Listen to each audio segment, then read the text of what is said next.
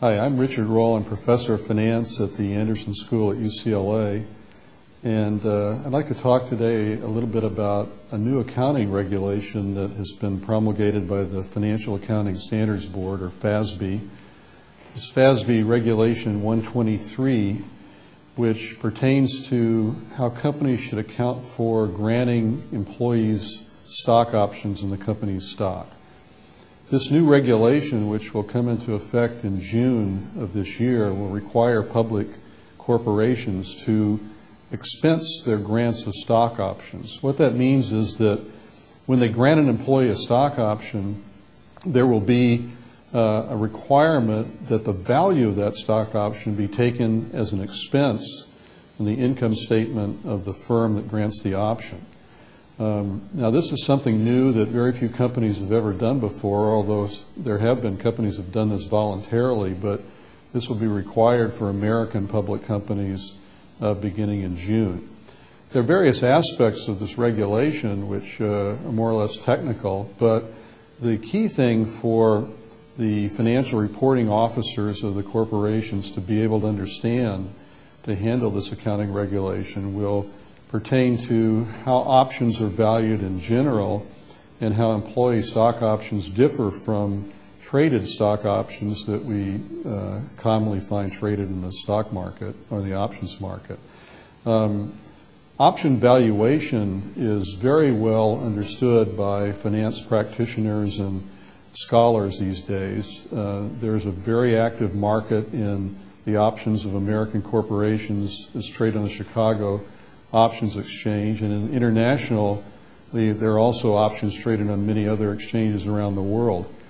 These options, of course, since they're traded and there's a market price established, that price is the price that a willing buyer and seller of the options will agree to when they make a transaction.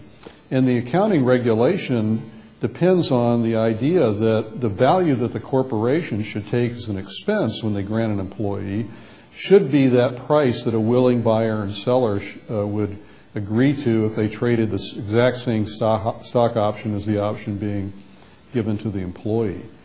But the problem is really that the employee stock options differs in some fundamental respect from the traded stock options that we're so familiar with.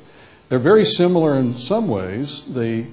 They're a call option on the stock of the corporation, but they differ in other important ways. Typically, an employee stock option will have a longer term until expiration. Traded options typically have terms to expiration on the order of 2 years or so, and it's not uncommon for employee stock options to have terms until expirations of up to a decade, or even more in some cases. That's quite common. Well, the difference, the effect of that is on the value of the option is to increase the value of the employee stock option relative to the traded stock option. So that's just one example of how these things differ in value. The CFOs and the other financial reporting officers for the corporations will, of course, have to understand how options are valued in general and how they actually are valued for their own corporation as they're traded on the stock exchange, and be able to use that information to value the employee stock option when it's granted to the employee. Now, we know a lot about the various parameters or factors that go into valuation, a very important one being the volatility of the stock price of the corporation. So in the exact way that affects option values will have to be understood by those who are coming up with values to put in their accounting statements. There is one aspect of the employee stock option, though, that is going to cause more headaches and more difficulties for the people that have to come up with these numbers, and that has to do with the behavior of the employees who receive the options. Now, typically, employees who receive options will decide to exercise them at times that might be unexpected to professional option traders. They will often exercise options prior to expiration, for instance, well prior to the expiration date of the option. And this has the fact that they do this means that the option value up front should be less than what an ordinary option will be, because the effective length of time that option is outstanding is actually going to be lower than the legal expiration date of the option. Well, there are also other aspects. For instance, options generally are not exercisable immediately when a corporation grants it, but there's a vesting period. The employee has to remain with the company, for instance, a year or 2 years or 3 years before they have the right to exercise that option. And because of that, there are some cases where employees will leave the company, either because they go seek another job or because they're dismissed by the company. In those circumstances, the options are forfeited, and they never will be exercised by the employees. And again, that causes a reduction in the value of the option, and the financial officer will know up front that this is likely to happen with a certain probability, and will have to take that into account when they come up with a number to put into the income statement. So the valuation aspect of these instruments it's pretty complex, but it's not impossible. We know from past history what employees are likely to do on average. So if you have a large corporation with thousands of employees, you can, like a life insurance company takes the probabilities of death of various insured persons into account. The corporation can take the probability of an employee leaving early or exercising their option early, and they can rely on history to give them estimates of those probabilities. That then can be built into a quantitative model, which is typically a lattice, what's called a lattice model. FASB actually mentions this in their regulation. And that lattice model can accommodate a large number of different behavioral proclivities of the employees as they go about their business of deciding when to exercise the options.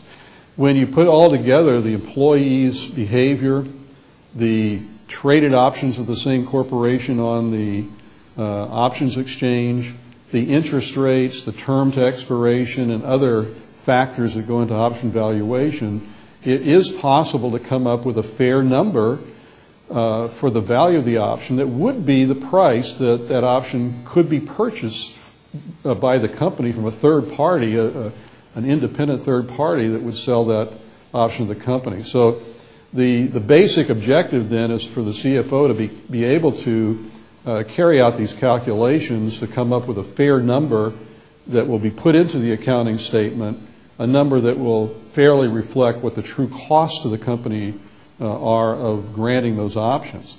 And I might mention that in the case of many companies, this is a very, very important calculation, because many companies, particularly in the high-tech industries, grant a lot of options to their employees to provide those employees with incentives to work harder, and there will be a big impact on the earnings of those companies of this regulation. That does not, of course, mean that there will be a big impact on market value, because after all, they've been doing this all along, and people in the market know they've been doing this. So there's not really any reason to think that there will be a huge effect on market value. But for many companies, earnings will be fairly dramatically affected by this regulation. So it's important for the CFO and the other officers of the company to be able to understand completely how to calculate the value of these things to put a fair earnings statement out to the public.